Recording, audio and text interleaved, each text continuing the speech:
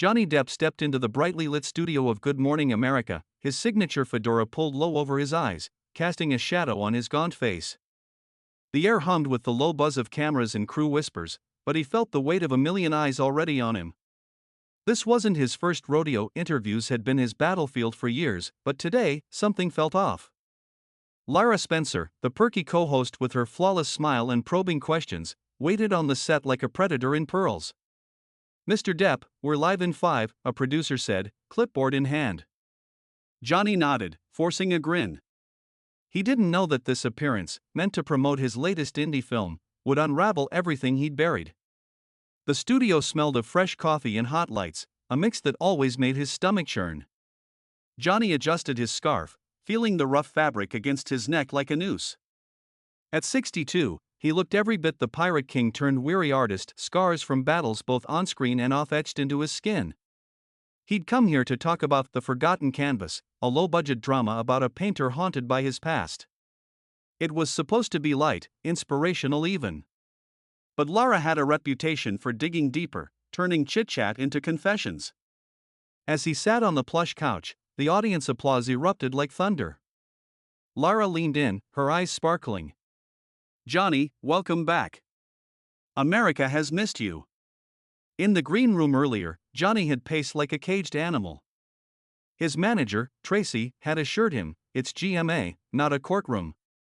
Keep it surface level." But the trial with Amber Heard still lingered like a ghost, 2 years since the verdict, yet the headlines never died. He'd won legally, but lost pieces of himself in the process. The public scrutiny, the leaked audios, the accusations that painted him as both victim and villain. He'd retreated to his art, his music, his quiet life in France. Why agree to this interview? Vanity? Redemption? Or just the need to prove he wasn't broken? He sipped water, tasting the metallic tang of nerves. The door opened, and a makeup artist touched up his face. "You look great," she said. He didn't believe her. Lara started easy, as they always do.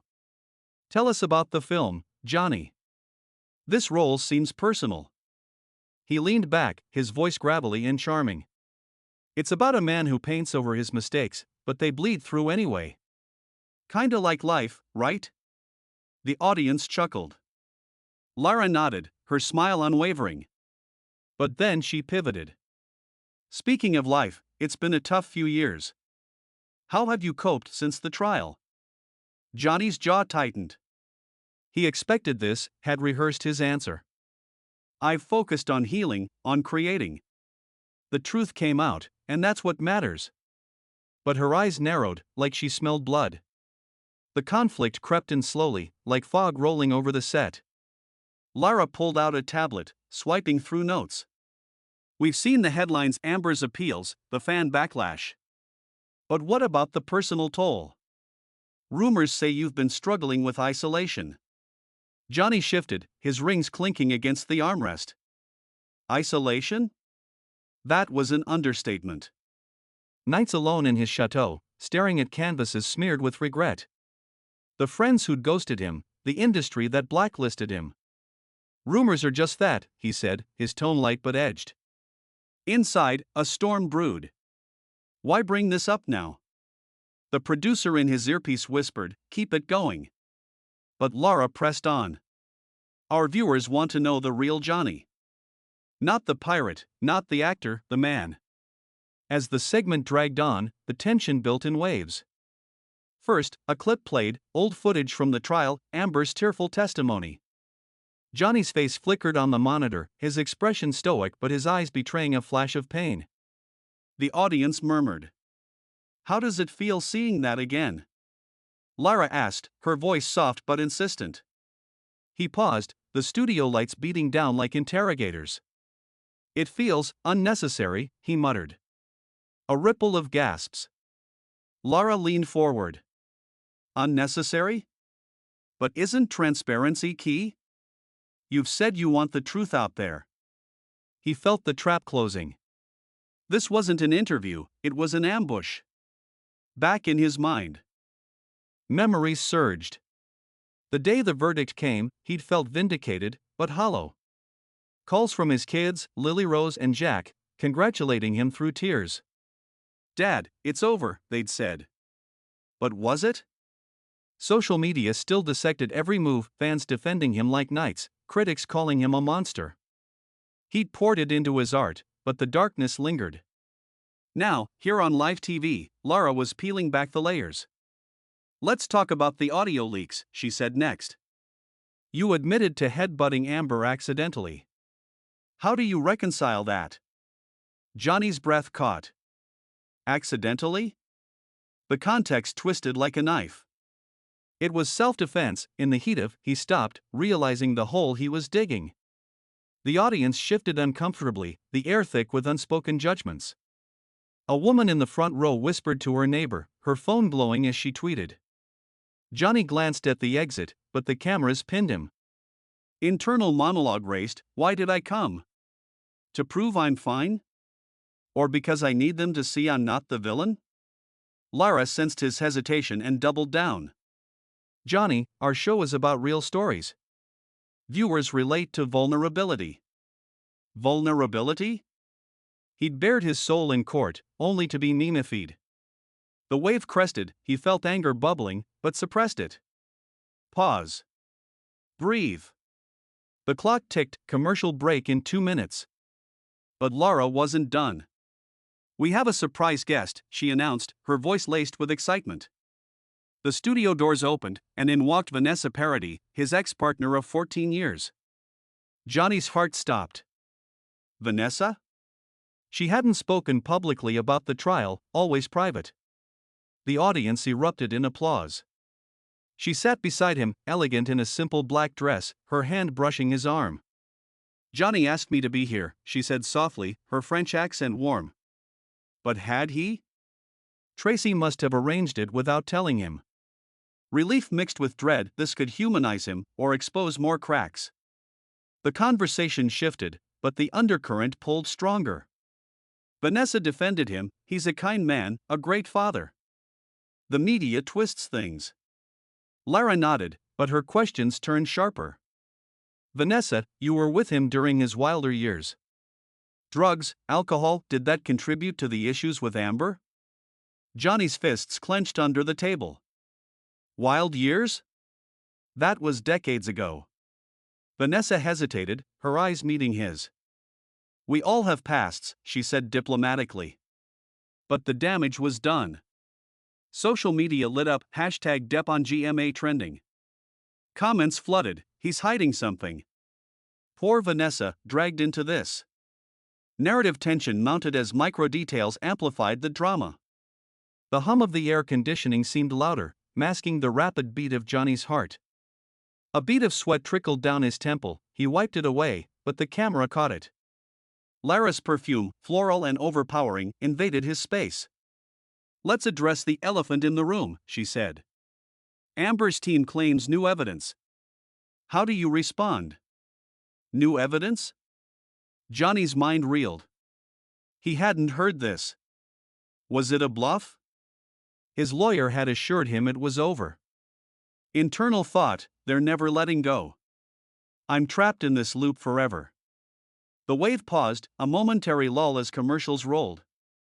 Off air, Johnny whispered to Vanessa, "What are you doing here?" She squeezed his hand. "Supporting you." Tracy thought it would help. But her eyes held pity, not love.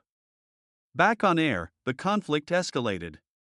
Lara played another clip, a fan video from a recent concert, Johnny stumbling on stage. "Is relapse a concern?" she asked. Relapse? He'd been sober for years. "That's edited," he snapped, his voice rising for the first time. The audience hushed. Lara's smile faltered. "Our sources say otherwise." Here came the emotional buildup. Johnny felt the pressure coiling like a spring. Doubts crept in, who was right? Him, the flawed artist fighting for truth? Or the world, seeing him as a has-been abuser? A secondary character emerged, a young producer assistant, hovering nearby, her eyes wide with sympathy. She passed him a note, "Stay strong." It humanized the moment, a brief anchor in the storm. But Lara pushed further. Johnny, if you could speak to Amber now, what would you say? The question hung like a guillotine. Climax approached. Johnny's breathing shallowed, the studio blurring. Internal monologue, say nothing. Walk away. But that makes you look guilty. He leaned forward, voice trembling. I'd say, I'm sorry for the pain. But the truth is out there. Tears welled, not planned, but real. The audience gasped. Vanessa touched his shoulder. Lara's eyes widened, this was gold for ratings. But then the twist, Johnny stood abruptly. This isn't an interview. It's a trial by TV. He ripped off his mic, the feedback screeching like a wounded animal. The set froze in complete silence. Time stopped, no applause, no music, just the echo of his footsteps as he walked off. Chaos erupted off camera. Producers scrambled, Lara stammering, "We'll be right back." In the hallway, Johnny collapsed against the wall, chest heaving. Vanessa followed, hugging him. You did what you had to. But did he? The emotional explosion, his raw admission, the walkout shattered the facade. Viewers at home would debate, was he unhinged or justified? Social media exploded, Depp's meltdown live. Lara crossed the line. Resolution unfolded ambiguously. The show cut to commercials, then returned with Lara solo. We apologize for the abrupt end. Johnny's passion is what makes him an icon. But the damage lingered. Johnny, in his dressing room, stared at his reflection, eyes red, face pale. Tracy burst in, that was brilliant. Sympathy points sky high. But Johnny felt empty. Had he won the narrative, or lost another piece of his soul? Vanessa left quietly, a kiss on his cheek. The assistant peeked in, you're brave. He managed a weak smile. In the aftermath, headlines screamed, Johnny Depp storms off GMA, what really happened? Discussions raged online, empathy for his trauma, criticism of exploitative media. The film got a boost, but at what cost? Johnny boarded a plane back to France, the city lights fading below. In his mind, a final thought echoed, we chase the spotlight, thinking it heals.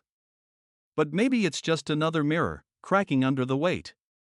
And as the credits rolled on that episode, viewers were left wondering, in a world of scripted truths, who's the real villain, the star, the host, or us, the audience devouring it all?